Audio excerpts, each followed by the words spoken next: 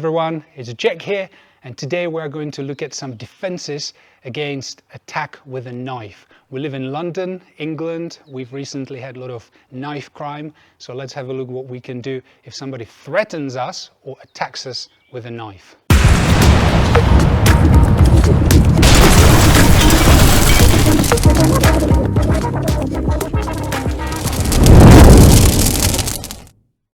Watch out.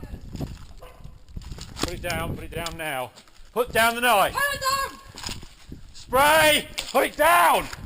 Put it down! Come on! Put it down! Okay, so this is a classic example of an aggressor wanting to attack with a knife.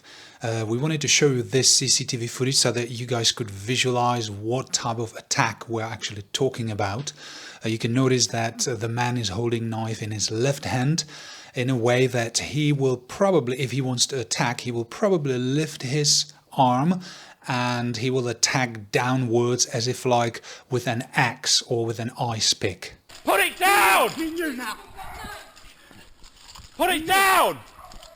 Put down the knife! Put it down! Put it down! Put it down! Okay, so you could see on that CCTV footage that guy holding a knife in his left hand, and he was charging towards a police officer. Now there are many ways how we could defend ourselves against that knife attack. Of course, one way is that we simply run away, don't engage at all.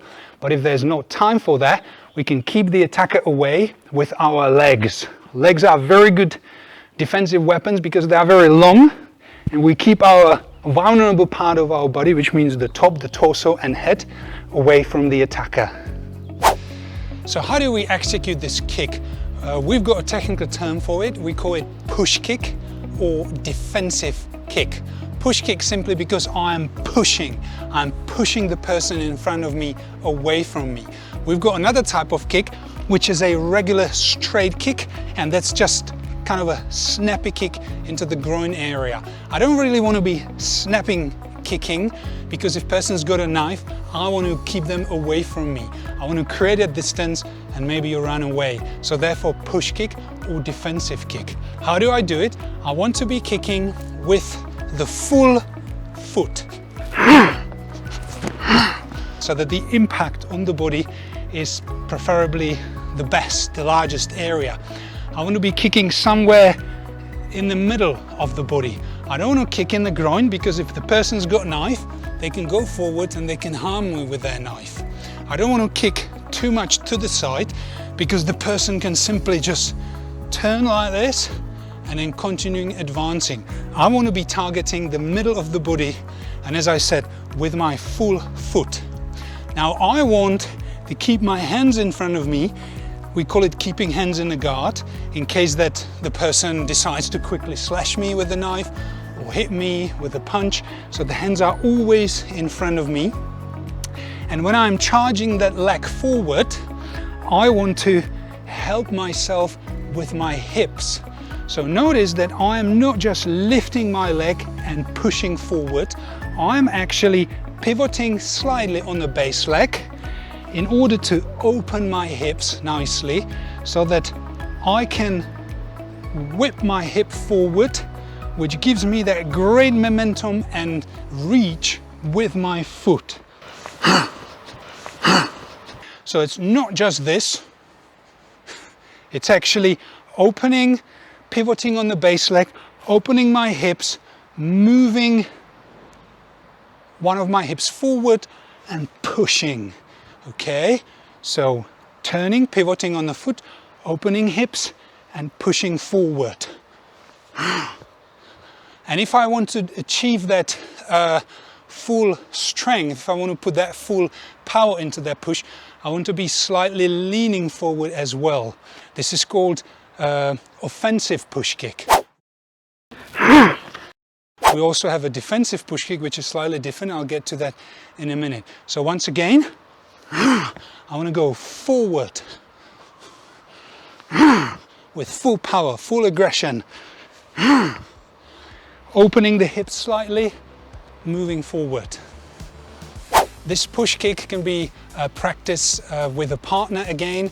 If you've got a friend, sister, brother, or your training partner, or your girlfriend or your wife, you can ask them to hold a kick shield and you can practice pushing on that kick shield. Remember that again, I want to open my hips, I want to pivot on the base leg, and I want to be pushing with the whole foot to maximize the surface, and I want to be aiming somewhere in the middle of the person, and I'm literally pushing them away. So I'm gonna push.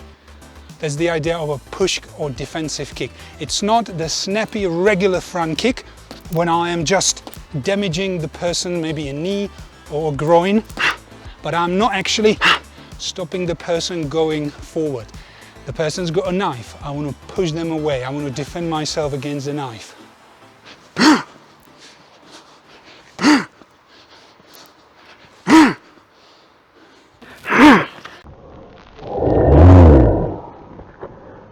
Now, what do I mean by defensive push kick? You may be in a situation when you are going backward. The person is just too aggressive. You are a bit fearful, which is absolutely natural. It happens to all of us. So you are kind of on your back foot. Now, you can still fight from that position. In fact, in self-defense, most of the time we fight from a position of a surprise, fear, we kind of freeze and then we don't know what's going on. So I can still fire that defensive push kick. It will not be when I'm perhaps going so much forward. It will be more like I am backing off.